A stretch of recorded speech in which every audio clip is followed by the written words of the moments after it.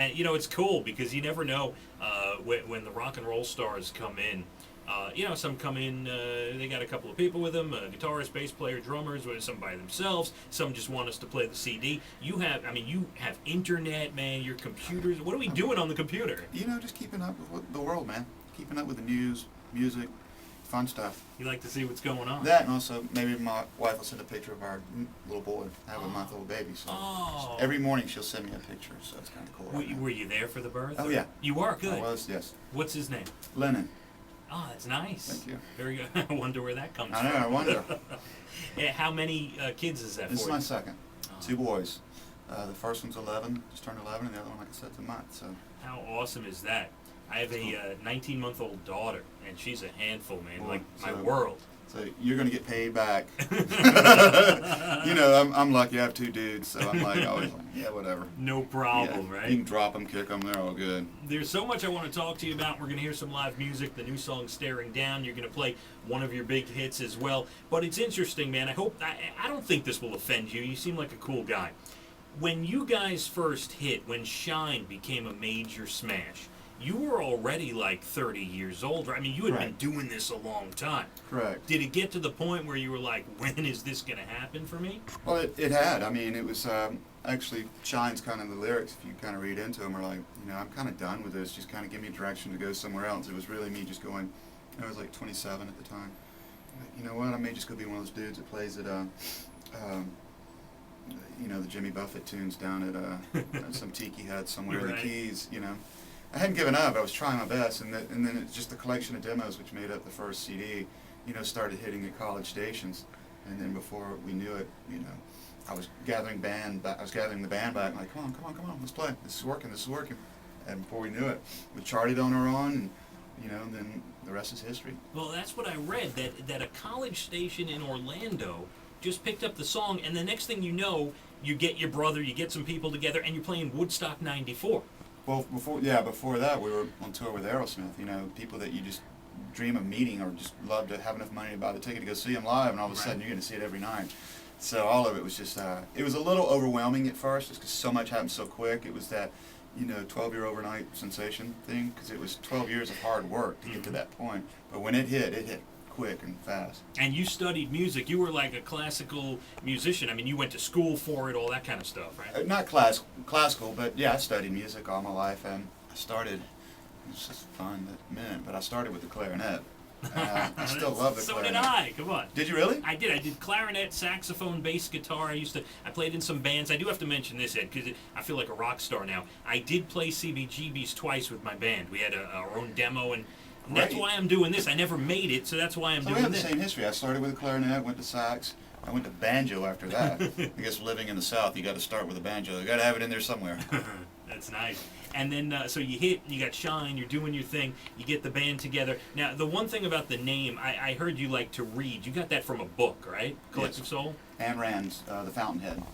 Because, we played out all the time, and at the time, we were called Marching Two-Step. And then when I added, my brother came into the band, and a couple other guys, we decided we just wanted to rename it, and we started with Brothers and Brides of all things, which is that's like a Broadway show, 7 Brides for 7 Brides. Yeah, exactly. That's actually where I got it. And then I happened to actually be reading the Ayn Rand, The Fountainhead, and it came up with Collective Soul and brought it to the guys, and they were like, yeah, that's cool, we'll go. So the album's out already. Correct. Came out a couple days ago. Yeah, a couple days ago. Okay.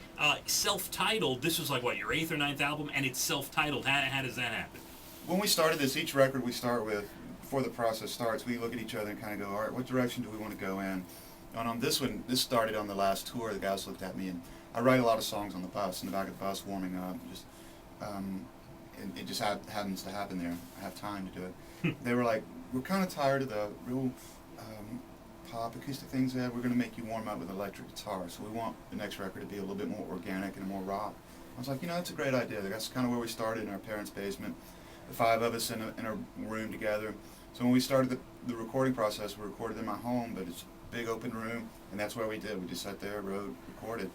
And it just felt like we just kind of went back to where we started, so it felt good just to call it simply Collective Soul. A couple things about your bigger songs. December, Better Now, The World I Know. The World I Know, to me, is my favorite Collective Soul song. And I don't think this isn't the first time you've heard that, right? No, it's touched a lot of people, yeah. It's about, I mean, if you've seen the video and heard the song, of course, it's a guy who's ready to end life, and the video is fantastic. We're going to put it up at WMJCFM.com so everyone can see it. The most interesting thing about The World I Know is David Cook of American Idol did The World I Know as like his last song that he ever performed. For the contest, correct. Now, you obviously gave Idol the rights to let him do this. Did you like American Idol? Did you what was the process? Because I love American Idol. I think it's great that he did it. How did that all come about? You know what? They just asked for the release, and I think David just really, that song meant a lot to him, like you said earlier. And I don't think he knew he was going to do it, because I spoke to him later. He didn't know which one he wanted to do, but I think it was just something in his heart he felt like he wanted to do.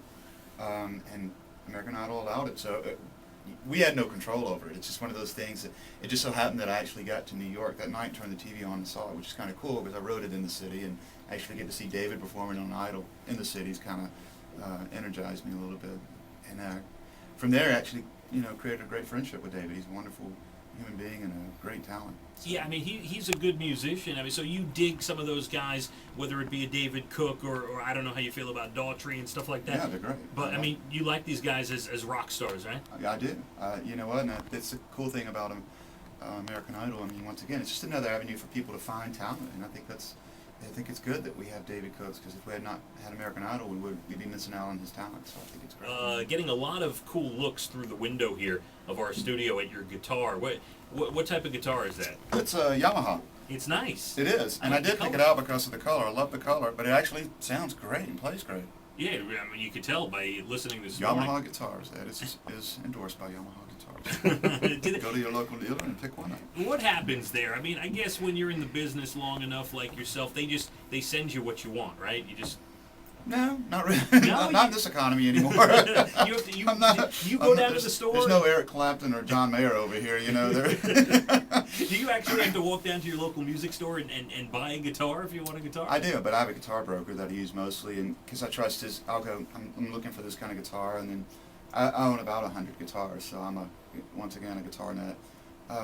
But if I don't have time, I'll call this one cat up in Rochester, who will lead me in the right direction. So it's nice. It is nice, and if it plays, it's all about how it plays too. Because you have to play them. I mean, they can ship you anything, and they really are all different. So it's kind of up to what feels right to you and sounds right, actually. Oh man, Ed's been all over, the country, and he's got a lot going on with the new album, Collective Soul's new album. It's self-titled. Look now, there's a picture of a rabbit on it. So do you call it like the Rabbit album? We don't, but I mean you can. You can call it the Bunny record if you like. Why? Buy it, and call it anything you want to. Get the video camera on this. Why is there a bunny on the cover? Any reason? We have no idea. Actually, I just wanted a white artwork, and I thought, man, a white bunny. I don't know if it symbolizes anything. My brother, of course, thinks it means rebirth, but he's your son. That's true. Yeah.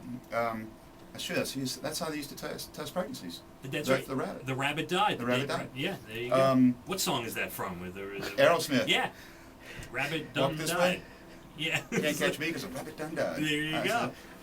Leave it to Steven Tyler to come up with something like that. And then we just used a artist out of Atlanta that we love, have a lot of his work, and showed it to him, thinking that he will either punch us, laugh at us, or do it, and he did it and did a wonderful job. It's good looking. The single Staring Down, the album in stores just a couple days ago. You get it everywhere. You go on iTunes, you go on the internet, you go in any music store. Collective Soul, it's white, it's got a rabbit on it. Ed, you are awesome, down to earth, you sound great, and we appreciate you coming in. Well, thank you for having me. It's cool. Thank y'all.